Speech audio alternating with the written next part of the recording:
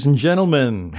And as I say, hopefully with a smile, if that's not a description, it's certainly our aspiration. And I hope that's true for you and for me, because we certainly need more civility, more kindness, more graciousness, which tends to be the characteristic of those men and women who are ladies and gentlemen. The title, How to Be Happy in an Unhappy World. Well, no, I don't have the answer. As I oftentimes said to people who ask me some difficult questions like that, if I had the answer to that question, do you think I would be spending time talking to you when I could be talking to people who would give me lots of money for doing that? And I did it hopefully with a smile, and it was just simply a way for me to acknowledge that I didn't know the answer to that. But hey, that's an important question. Good for you. Hey, if you and I can find the answer to that, good for us. We will do well. Well, I don't have the answer to how to be happy in an unhappy world, but unfortunately, that is partly sparked by the fact that just before I sat down today, this Tuesday, that I got something from the Gallup organization, and they have done a study of the world's emotions. And they've looked at the happiness factor around the world, and I'm going to dig into their report. But guess what the report is? Unhappiness is on the rise around the world. And why do you think that is, and what can we do about it? Well, that's what I'm going to talk about briefly today. Hopefully it'll be helpful. I guarantee you I'm going to make some suggestions that in your life and business at least would be helpful and useful. So we'll go for it. I'm Stan Houston. The program is Interesting Ideas, and it begins right now.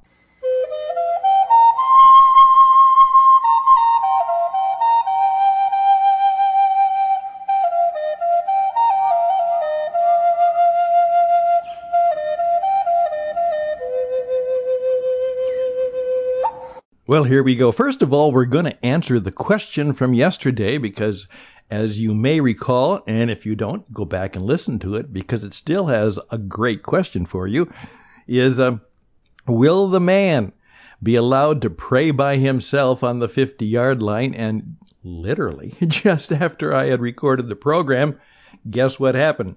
The decision came through in the United States Supreme Court, and their verdict is that the man who was fired for that 6 years ago, it was unjust, it was discrimination, and they ordered that he be returned and compensated for what they did to him. And we'll see where that goes.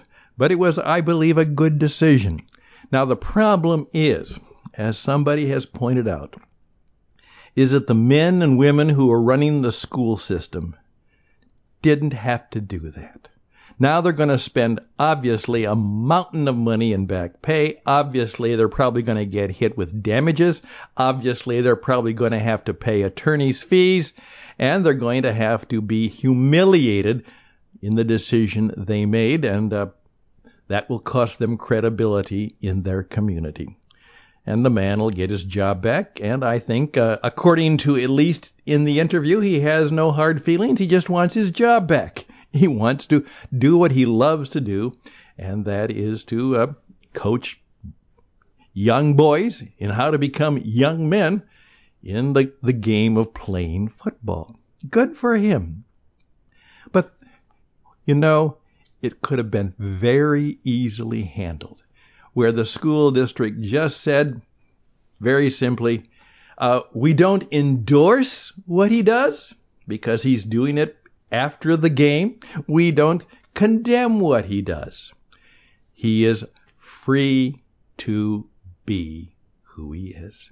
And then you're not endorsing it. Then you're not condemning it. You're just simply saying, it happens. And you know what? That would have solved it. They wouldn't have to do with any legal thing because it isn't the government endorsing religion or commending religion. They're just simply saying he's expressing it. We don't endorse it. We don't condemn it. so be it. And it's done. And all of that trouble would have been taken care of. Done. But because they were not very smart, and because they were in all kinds of other problems, and they were poorly counseled by legal counsel, they've got themselves into a mess. And that's part of the problem.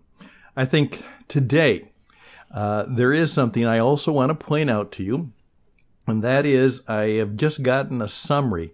And by the way, make sure you get involved right now through what is called the Blink system, through Thinker. What artists are now doing, creators are now doing, and I will get involved in it too, is they write a book. Well, of course, they want to buy the book, but what they allow companies to do, and sometimes they make an arrangement, is that you can subscribe to a service, and what will happen is you'll get a 7 to 10 page summary of the book, or maybe a 7 to 10 minute or 15 minute Blink, as Blink calls it. Great, check them out. Blink. Thinker, Thinkr. That's another service out there. And Get Abstract. These are people who are doing a good thing. Now, that's part of the problem. What the man says, and his name is, okay, here we go, Bryan Caplan. Bryan Caplan, and it's Bryan Caplan. And he just simply says, the case against education, why the education system is a waste of time and money. And he said, here are his major points. Very little of what students learn in school will ever be used on the job. Most teachers are people who have never left school, so how can they prepare students for the real world? Signaling is the explanation for the gap between education and job skills, and he points out that telling people they should go to college or hiring people because they went to an exclusive or a high-class college doesn't mean a thing. It simply means that they got certified because they went to that school, and there is no guarantee at all that they have learned anything. It certifies that they went through the course, the class, and the rigors of getting a diploma. So that's not going to work. The inflated power of the diploma doesn't benefit society. The society returns on education are not merely as grand as the propaganda suggests. There's so much waste in the education industry, and everyone's afraid to say it. Well, I can tell you, first 12 years of my life, I was in the public education system, and it was very good. I'm grateful for the experience. I learned a lot. I learned a lot that helped me in life, but I saw it coming. Now, this is going back a number of years, almost 40 years. I saw it coming. I said, something's wrong here. Something's going wrong. And there could be a number of things that I could talk about in later explanations, but I just decided that no, I wasn't going to want to be in public education the way it was turning out to be.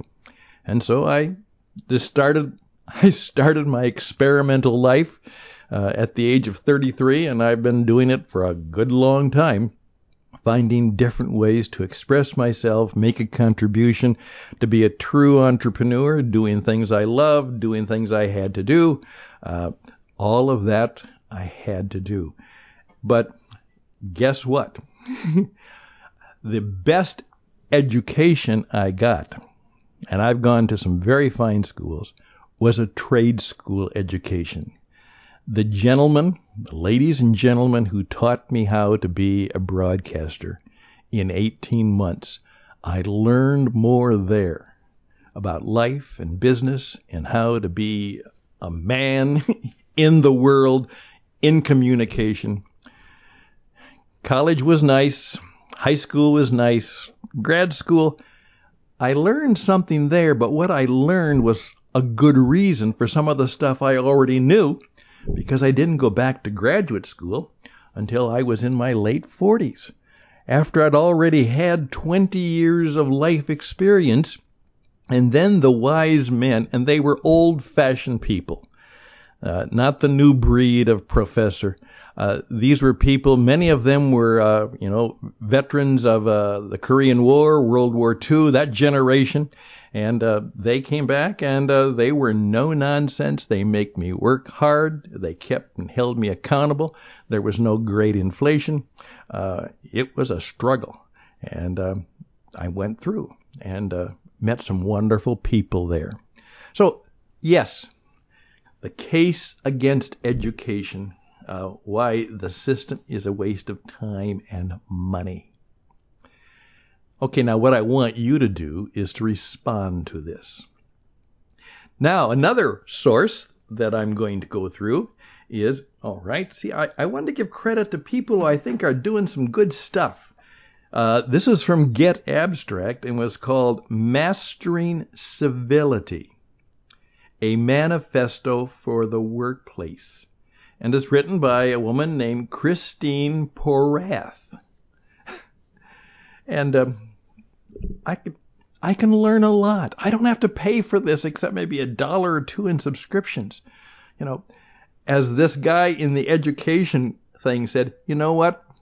You can learn a lot without high cost. And he even suggests oftentimes the very teachers who are really good at a university, they'll let you sit in on their class if it's a good class, because they don't mind. And here you can learn the same thing that the people who are spending $60,000 to $70,000 a year, and in fact learn it yourself. But of course you don't get a diploma, but you can learn. And what's the goal of education? The goal is not to get a diploma. The education is to become a learned, wise, intelligent ladies and gentlemen who can make a difference in the world and make a contribution and be happy. Here we go. One more shot. As I said, Christine Porath, Civility 101. Begin the journey to improved civility for yourself and your organization by focusing on 3 basics. One of the things I really encourage people to do, first of all, I very much encourage someone to make sure your organization has a CHO, a Chief Hospitality Officer. And their job is the welcoming of clients and guests and to create the experience. And their job is to also help turn the culture of the organization into one of hospitality, civility, and guess what? Profitability. That's right. Because if you do those 2 things, the profitability will more than likely come. Here's what Ms. Porath says. Begin the journey by doing these 3 basics. The first, civility fundamental, requires you to smile more. When you smile, you feel happier and more relaxed. Okay, how to be happy? You lift other people's moods. All right. The second fundamental is to build authentic relationships with your staff members, get to know them, and encourage them to get to know one another and acknowledge their work and their efforts. Let me tell you, this is a very sad story, but it happened. My wife and I worked in an organization, and actually it was a religious organization. We worked very, very hard, and not once did the leadership ever sit down with Karen and I, and we were trying to make a number of contributions, and they never sat down and took an hour and said, Stan, tell us your story. You've been around the world, done a lot of things. Tell me about it. And the same thing for my wife. Never did they do that. One of the best things you can do is listen to people. Just take time to get to know them, which is the third fundamental. Third fundamental is to sharpen your listening skills. Get rid of distractions, focus your attention, make eye contact, ask good questions, be very present. When people know they have been heard, they feel a deeper sense of connection. Okay? Just let that sit on your head for a while. All right, we're at 15 minutes, so that's plenty of time for today. So I hope that's been helpful and useful to you. I'm Stan Houston. These are just some interesting ideas, and we'll be right back to close it up.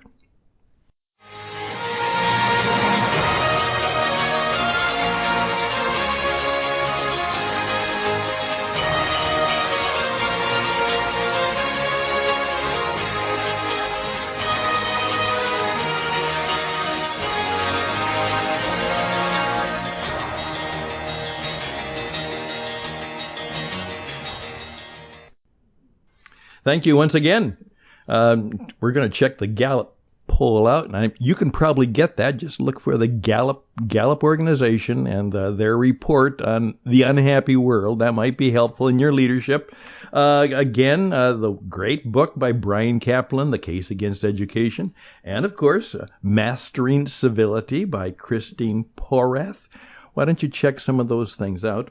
And by the way, I know I can be helpful to you. As I said, one person told me that my suggestion to have a CHO, a Chief Hospitality Officer, was one of the best decisions he ever made. He said it changed everything in how we ran the company and how we did it. That was vital, a CHO. And I said, and a CWO, a Chief Wisdom Officer, a man or a woman, and they're probably going to have to be a little bit older, who just simply can be there, not because they have an educated mind. It's because they have a very present mind to the world they live in, to the people that they meet, and they have experiences to share. They may not be highly educated, but they're highly intuitive. They're highly in wisdom, insight, and truth. Check that out. Okay, I can be helpful to you. Again, I'm in the business of helping you be more interesting. Because you know what? If you are interesting, you will have interesting ideas and you'll meet interesting people. And what'll happen is you'll have greater insight, you'll have greater influence, and then you will have greater income. And we can help you do that. So why don't you reach out to me? And don't ask me what course that I will give them, because I will give them a course if you want, but it will be one that is designed especially for you. As we'll learn tomorrow, the most important words in the English language are just that. This is for you. I'm Stan Houston. This has been for you, and tomorrow will be for you too, because you're one of the most important persons in the world, and I want to treat you that way. And always close with a benediction. So in these unhappy and challenging times, I wish you the best and blessings, and may your day be blessed. May it go well for you and your family and those you love and those you care for. And see if you can't do that for more people every day. Take care. Bye for now.